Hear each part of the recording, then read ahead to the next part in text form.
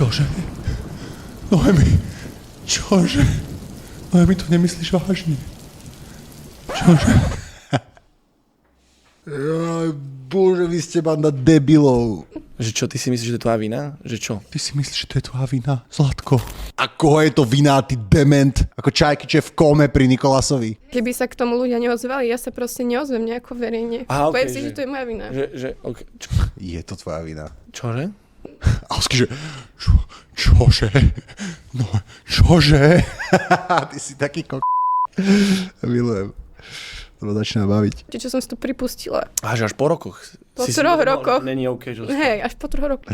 To znamená, že Peťušin príbeh, to znamená, že cez kopírak, podľa mňa ona zainšpirovala od Peťuš. Že pozerala to Peťuš video, videla, že ty 200 000 pozretí a začala zapisovať celú genézu. Po rokoch. Není OK, že... Hej, až po 3 rokoch.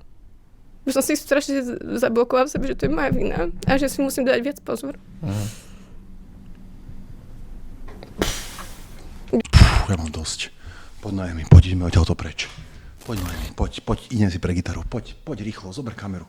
Poď, ja mám dosť.